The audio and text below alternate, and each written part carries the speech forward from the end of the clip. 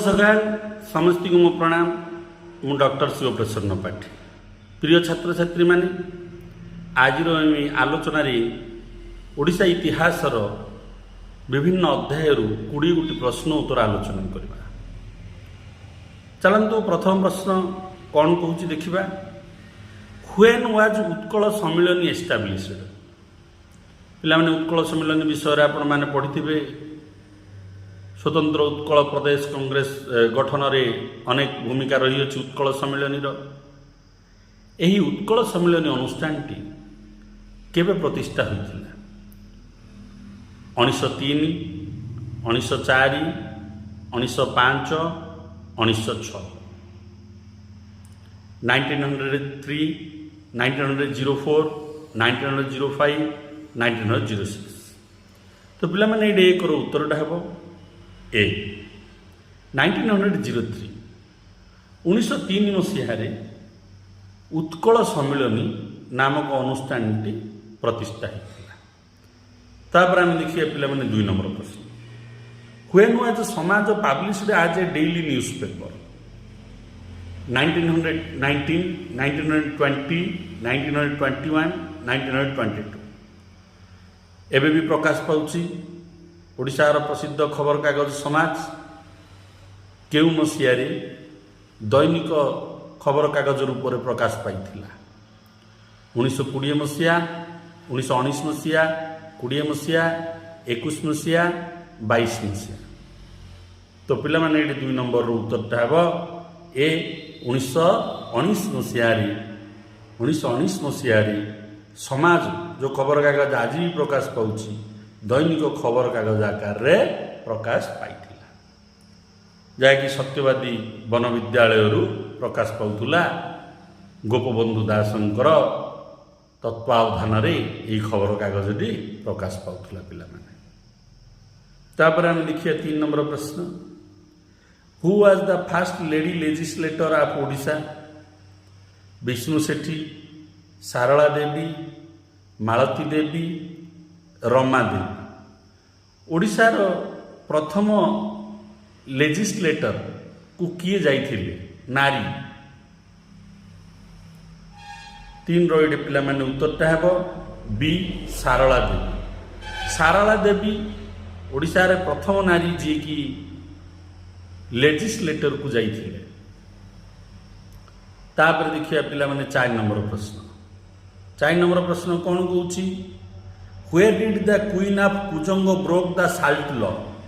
हुमा, पुरी, इंचुड़ी, कालियापाटा। केउ अंचल क्वीन कुजंगर राणी लवण भंग करथिले। पिला माने एटा सिविल डिसोबीडियंस मूवमेंट ओडिशार प्रश्न। अत्यंत गुरुत्वपूर्ण प्रश्न, स्टार वाला प्रश्न। अनेक थर परीक्षा आसी। लवण सत्याग्रह ओडिशार जेतेबेले चलथिला सेही लवण सत्याग्रह रे जने राणी निजर राजप्रसाद रु बाहरिकी जोग देइथिले। से होचंती कुजंगर राणी। कुजंगर राणी को अंचल रे लवण सत्याग्रह भंग करथिले। उमा, पुरी, इंचुड़ी, कालियापाटा। तो पिला माने 4 नंबर रो उत्तरटा हे डी कालियापाटा। यही अंचल कुजंगर राणी लाइन भंग करथिले, लवण आईन भंग करथिले। वर्तमान आम देखिए नेक्स्ट प्रश्न। 5 नंबर प्रश्न आम कौन कहूँ। Who was the first president of Odisha Pradesh Congress committee. पिला माने जेतेबेले इंडियन नेशनल कांग्रेस अधीन भाषा भित्तिक अंचल प्रदेश स्तर में कांग्रेस अनुष्ठान माने खोलने स्थिर करागला। सेहीपरि ओडिशारे मध्य ओडिशा प्रदेश कांग्रेस कमिटी गठन करा जाइथिला। तार प्रथम सभापति किए मधुसूदन दास, कृष्णचंद्र गजपति, गोपबंधु दास, रमा देवी।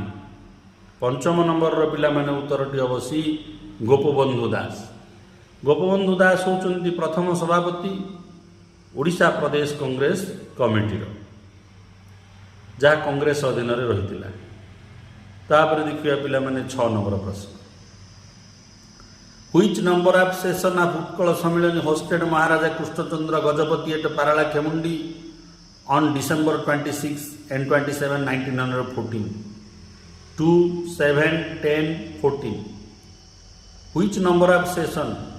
केते नंबर अधिवेशनटी उत्कल सम्मिलनी महाराजा कृष्णचंद्र गजपति पारालाखेमुंडी ठारे करथिले डिसेम्बर मास 26 तारिख 27 तारिख 1914 मसीह हेले ताले आम ये अनेक कथा जानिले पारालाखेमुंडी रे केबे हितिला उत्कल सम्मिलनी सेशन अधिवेशन 1914 मसीह डिसेम्बर 26 27 रे हितिला तो कहार नेतृत्व रही पारालाखेमुंडी उत्कल सम्मिलनी महाराजा कृष्णचंद्र गजपति नेतृत्व रही यहीपरी अन्य दुईटी आम प्रश्न पाइगले प्रश्न किंतु 6 नंबर प्रश्न कौच जे केते नंबर उत्कल सम्मिलन से अधिवेशन थिला सेशन थिला 2 नंबर 7 नंबर 10 नंबर 14 नंबर 6 उत्तर हम पिला माने सी 10 नंबर अधिवेशन जमी पिलामाने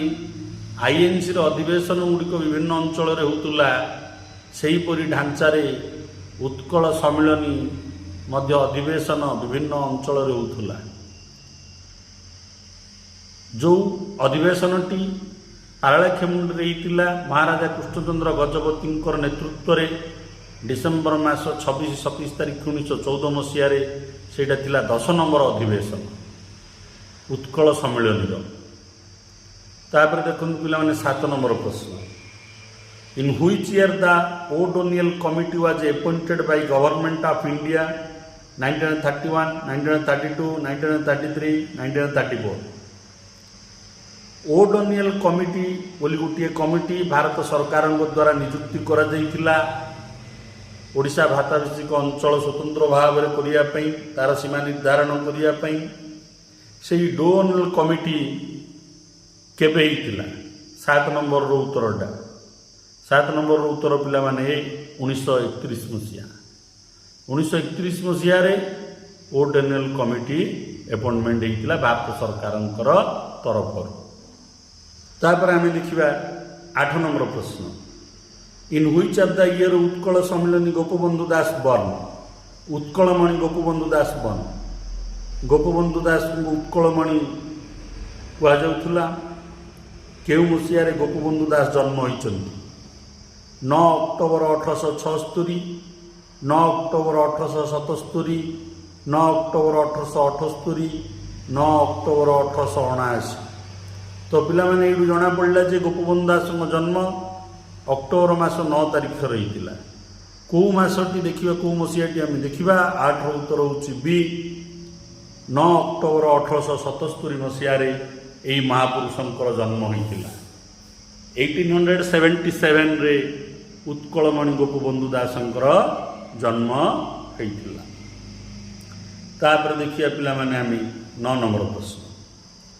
हु एस्टाब्लिश उत्कल सम्मिलनी यही उत्कल सम्मिलनी को किए प्रतिष्ठा करथिले मधुसूदन दास कृष्णचंद्र गजपति गोपबंधु दास रमादेवी तो पिला माने ये 9 नंबर उत्तरटी हम मधुसूदन दास मधुबाबू जहाँ कहुँ उत्कल गौरव से मधुसूदन दास उत्कल सम्मिलनी प्रतिष्ठा करथिले तापर देखिए 10 number in which year born Utkal Gourab Madhusudan Das केउ मसीह उत्कल गौरव मधुसूदन दासंकर जन्म होता तो पिला माने एटा हुए तो गोटे ओभरलैप क्वेश्चन ये कपी होगी रही छाड़ दिंतु 10 नंबर तो 11 नंबर देखंतु when did the British occupy Odisha केउ मसीह ब्रिटिश ओडिशा को अधिकार करथिला 1801 1801 1802 1803 1804 ब्रिटिश ओडिशा को अधिकार कला प्रकृत में पिला माने 1803 मसीह संपूर्ण भाव 1803 मसीह ब्रिटिश अधीन ओडिशा शासित है। तापर आम देखिए पिला माने 12 नंबर प्रश्न। 12 नंबर प्रश्न आम कौन कहूँ, who is the editor of the Utkal Dipika. Utkal दीपिकार एडिटर किए? राधानाथ रॉय, मधुसूदन दास, शशिभूषण रथ, गौरी शंकर राय। तो पिला माने ये 12 नंबर उत्तरटा हम डी, गौरी शंकर राय, जी कि उत्कल दीपिका नामक खबर कागजटी को प्रकाश करथिले। अत्यंत गुरुत्वपूर्ण, अनेक परीक्षा तापर आम देखिए 13 नंबर प्रश्न। Who was the editor of संवाद वाहिका। संवाद वाहिकार लेखक किए? राधानाथ राय, मधुसूदन दास, शशिभूषण रथ, फकीर मोहन सेनापति। तो पिला माने 13 नंबर उत्तरटा हम डी, फकीर मोहन सेनापति। फकीर मोहन सेनापति होती संवाद वाहिकार एडिटर। पिला माने खबर कागज गुड़िक स्वाधीनता संग्राम अनेक गुरुत्वपूर्ण स्थान बहन कर प्रतियोगितामूलक परीक्षा अत्यंत गुरुत्वपूर्ण। सब प्रकार प्रतियोगितामूलक परीक्षा जिते प्रकार अच्छी नेशनल लेवल स्टेट लेवल सब गुरुत्वपूर्ण। तापर नेक्स्ट देखिए 14 नंबर। 14 नंबर प्रश्न हम कौन कौच, which newspaper was published by the Nilamani Vidyaratna. नीलमणि विद्यारत्न द्वारा क्यों खबर कागज प्रकाश पाइतिला? समाज, आशा, संबलपुर हितैषुणी, उत्कल दीपिका। समाज तो गोपबंधु दास करथिले, आशा को तो शशिभूषण रथ प्रकाश करथिले। ये उत्तर हम पिला माने 14 संबलपुर हितैषिणी आकु प्रकाश करथिले नीलमणि विद्यारत्न। उत्कल दीपिका को तो गौरी शंकर राय प्रकाश करथिले। ये पिला माने उत्तरटी हम 14 सी। नेक्स्ट देखिए 15। Were conducted first session of Utkal Sammelan in December 1903।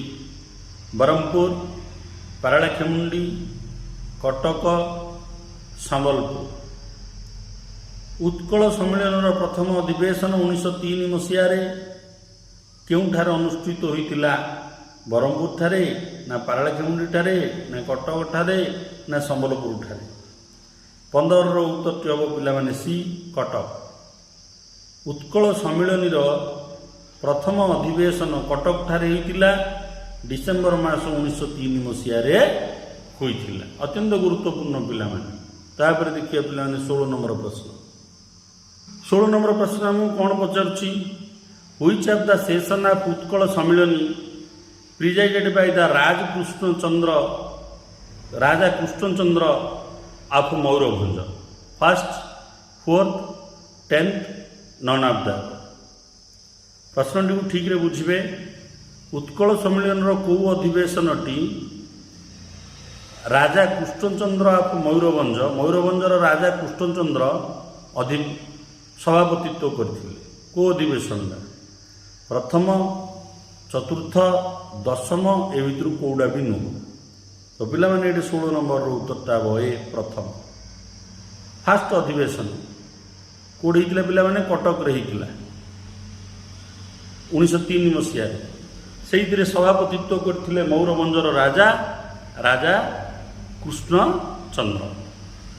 तापर आम देखिए पिला माने 17 नंबर प्रश्न। Who was Sambalpur merger, when was Sambalpur merger with Odisha. केबे संबलपुर ओडिशा सहित मेर्जर होइतिला, मिसिथिला? ता पूर्व तार अर्थ पिला माने संबलपुर ओडिशा सहित नथिला, केंद्रीय शासन सहित थिला। 1905, 1906, 1907, 1908। तो 17 नंबर पिला माने उत्तरटी हम ए, 1905।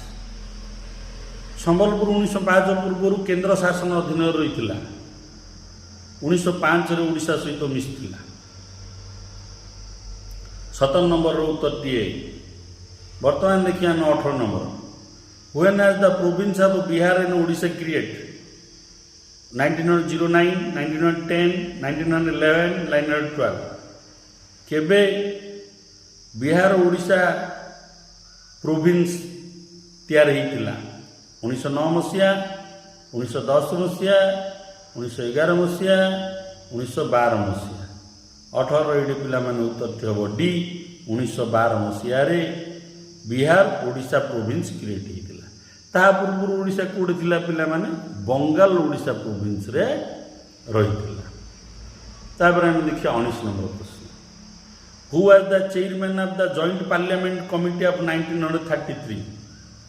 1933 ମସିହାରେ ଯେଉଁ ଜଏଣ୍ଟ ପାର୍ଲିଆମେଣ୍ଟ କମିଟି ହୋଇଥିଲା ତାର ଚେୟାରମ୍ୟାନ୍ କିଏ ଥିଲେ?